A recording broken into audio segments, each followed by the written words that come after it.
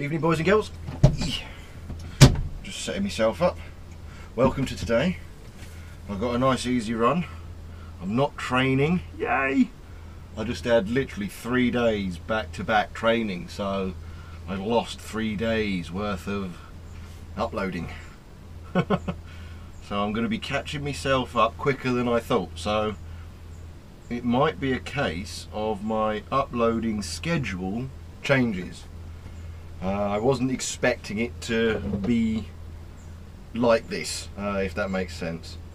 So, I don't know what I'm going to do here. I've still got a few, so you're still at least a week and a half behind at the moment. But it's going to get to the point, I think, where I catch this up. And so uploading is going to start to be a bit of a sporadic sporadic situation. I'll do what I can, but it's just, I wasn't expecting it, so there we go. That's all I can say. But I'm doing my best. I'm doing the best I can, but I might go to weekly uploads. You know, do like 3 uploads a week or something. Because it's gone wrong. It's going wrong. In true Trucker Bill style, it's tanking. Yeah. I thought if I give myself 3 weeks, there's no way I can catch myself up. 3 days on the trot. Bugger. And I don't make content on my days off. I should get into doing that again, really. I should do that. Because at least I'd be able to, you know. When did I arrive? When did I get here? Yeah, I got here then. But anyway, I'll do what I can, see what happens, go with the flow, really. But anyway, I got a nice, cheeky little run into Kent again. I did this run yesterday with the trainee. Although with the trainee it took 14.5 hours. I'm hoping today I'll get it done in about 11. But anyway, on with the day.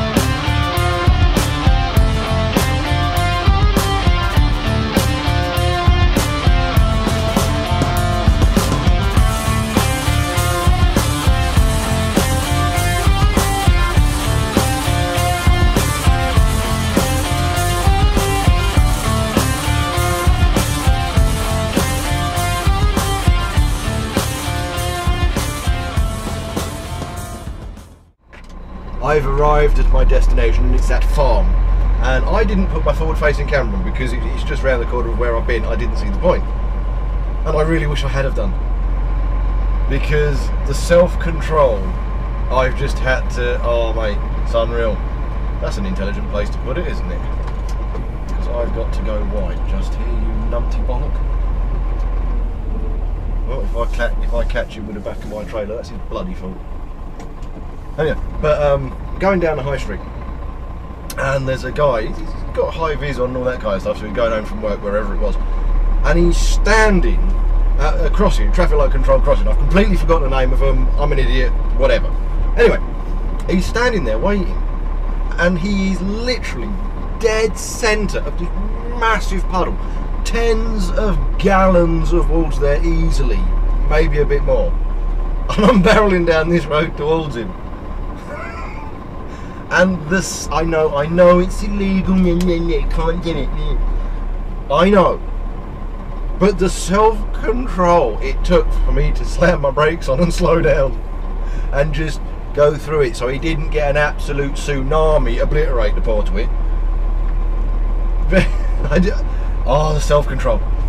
It's unreal, because when you see that, he was paying no attention, absolutely none. As I went past slowly, obviously the water starts going towards him, but it's not, you know, he's staying on the floor. I'm not splashing him or anything. I'm doing about 5-6 miles an hour through it. And I see him in the mirror. He suddenly kind of, oh, there's a truck there, and he starts walking back towards the building that's behind him. And he's paying no attention. If I'd have hit that water perfectly, oh, mate, I know. There's a few of you guys who would no doubt have gone, splosh, have that, son.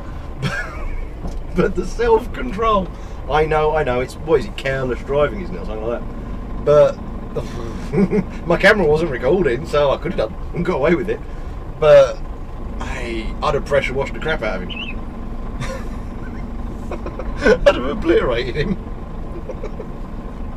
Oh, the self-control though.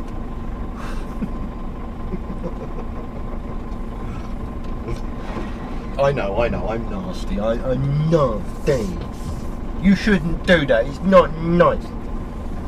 I know it's not nice, but you got that thought in your brain as you go. You just see it was dead centre. He'd have got the full wallop. He had nowhere to go. He couldn't have got out of the way. Oh, it was absolutely perfect. Absolutely perfect. But anyway, I really wish I'd put my forward-facing camera on. Because it's round the corner, I just didn't think, what's the point? You know, what's the point, Starling? But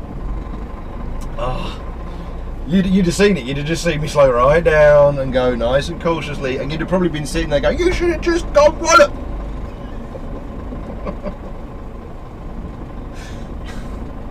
Oh, self-control. Right, hold on, get this right. Oh, we're on the wonk, people. We are on the wonk. Let's see if I can... Oh, shut up! He's texting me now. Bloody hate that. I keep forgetting to turn the sound off on my phone. It irritates the crap out of me.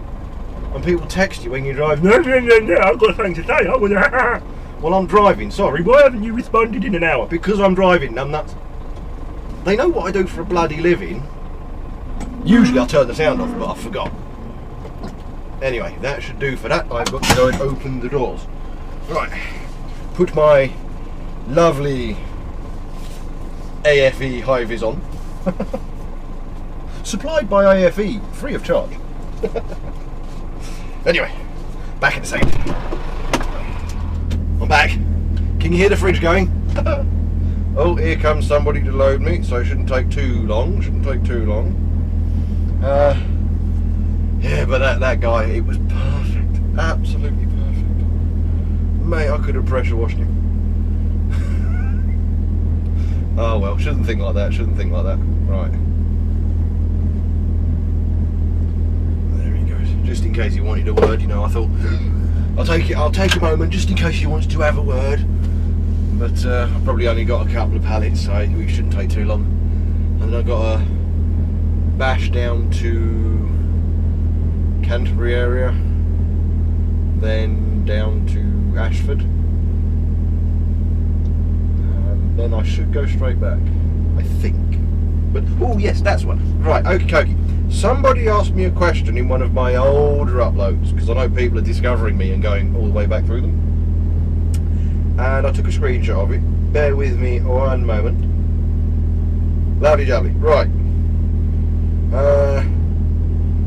could I do something on country roads not to go down, and to explain how to explain to your company you feel at risk at this particular farm, road, whatever. Right. Country lanes to avoid going down, if you can, would be, you'll see a blue sign and on it will be written unsuitable for HGVs. Definitely try to avoid them. Unfortunately, some places you go to, collecting from a farm for example, you can't avoid it. So the only thing you can really do is, in this day and age with our technology, is get your Google app, go onto satellite view, have a look at the road that your PratNav wants to take you down if you feel unsure of the area because you know it's in the middle of nowhere.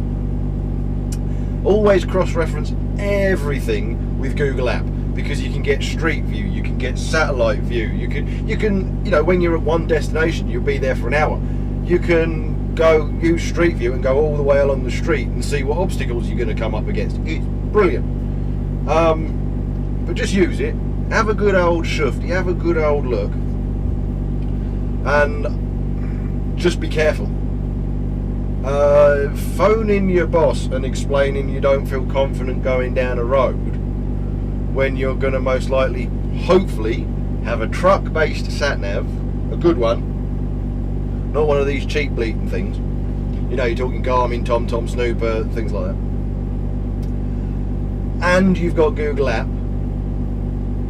Your boss is probably going to say, well, you've got to get there, mate, you've got to pick the load up. Yeah? So it's down to you. Look for signs, look for... There isn't a definitive way of identifying a road you can't fit down. When you see these trucks, you've got photos all over the internet, haven't you, where somebody's cocked up and they're wedged, they're stuck, walloped straight inside. Chances are, when they turned down that road, it was a 2-lane road. It looked big enough. Yeah? So you've got to look out for unsuitable for HGVs. But there are places unsuitable for HGVs, but you've got to go down there. There's a farm, packing house or something down there. It's happened to me on several occasions. I actually went down one, and I shouldn't have gone down that road, it turned out. But there used to be a weight limit on the main road, and it was 7.5 ton. And of course my PratNav wanted to take me down a different road, which there's no way on God's green earth I was fitting down. So God knows what had gone wrong there. But I looked it up and I made sure. So I went to the next one, and it seemed, from what I could see, yeah, it was going to be tight, but I could make it. And so I went down it. And I did the best I could when I saw oncoming cars. I stopped by people's driveways or areas that people could pull into and let them get into there and carried on. I was as polite as I could be, because I knew, look, unsuitable for HGVs, I shouldn't be coming down here. And then I saw it was a diagonal from one near side all the way to offside. It was a phone line or power line or whatever, but most likely a phone line, I think. And it dipped right down, and I knew from where I was taller than the dip. Ooh. But it was diagonal, it wasn't straight. If it had been straight across, I don't have a clue what I'd have done. But it was diagonal, and there was a group of cyclists, and they saw me coming. And one of them was looking at me, looking at my vehicle, looking up at the line, and just looking back at me like, this is going to be fun. So they kind of stepped back, and I put my cab as far over to the near side as I could get. Slowly went forward, and I used the fairing, the wind deflector thing on the roof. Wind deflector on the roof to kind of scoop the cable up and put it on top of my trailer. And I aimed diagonally so it went up and over and it didn't catch on the corner. And I carried on, and I went under it really slowly, you know, leaning out the window, having a shufty. I actually stopped, got out, had a look, and all this kind of stuff. And as I got alongside the cyclists, they kind of smiled, and a couple of them clapped, and I was like, I can't believe I made that, because I didn't rip it down. But the simple fact is, you're going to have to go down roads like that. If you're going to drive big vehicles, there's lots and lots of places in the UK that are unsuitable for you, but you have to go down there. One of my mates, he did some general haulage before he got his Hazcam, and he was delivering plane tyres, and there was a site he had to go to, and he trundled down, he followed the route that he was given, all that kind of stuff. He had his prat-nav set up that worked, and he followed it, and he came to this old rickety maximum gross weight 3.5 ton bridge. He could see the entrance to the yard he had to get into, just over the bridge and kind of just on the corner. So he stopped and he phoned them, and they turned around and said, no, yeah, that's fine, we just don't want lots of trucks using it as a cut through. Yeah, you can come on, you can crack on. So sometimes you'll come across something, a weight limit, to prevent trucks from, you know, using that road as a cut through. So phone. If ever you're going somewhere and you're unsure and it's in the middle of the countryside, you know, green area, drop a dart in it, you go in there, phone them, get hold of a contact number for them. Again, Google app, you can find the place, tap on it, go up, usually it'll link you to a website or a phone number or something. Phone them, find out, say, look, is there any specific route that I have to use? But, you know, turning around to your boss saying, I can't go down there, I don't think I'll fit, is gonna piss them off, because your job is to get to that location. So phone the company you're picking up from, find out, they will know. But anyway, I think I've covered that, and I can hear him strapping my load, so he's gonna be here in a minute. Anyway, so I better get on with my day.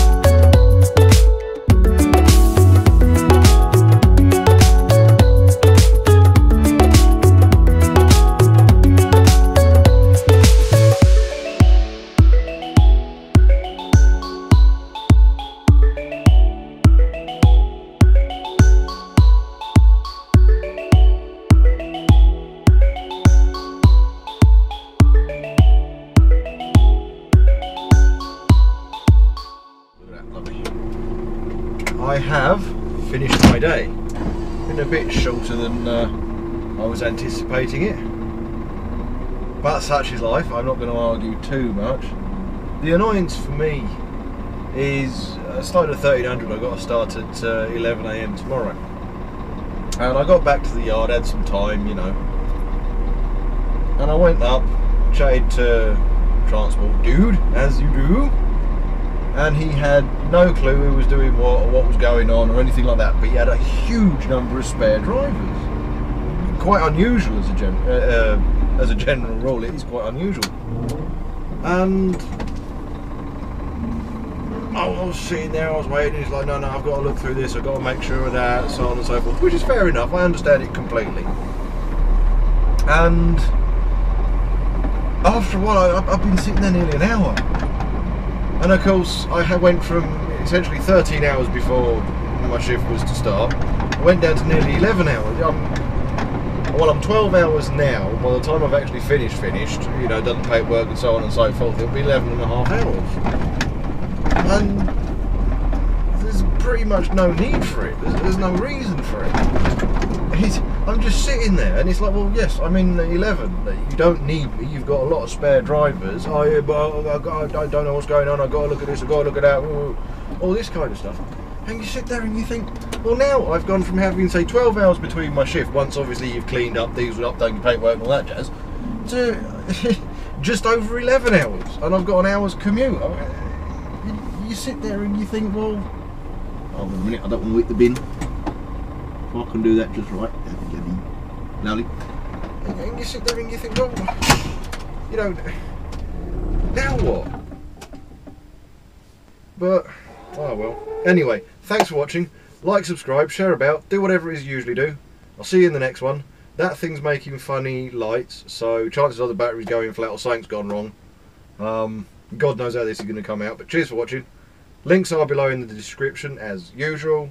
See you in the next one.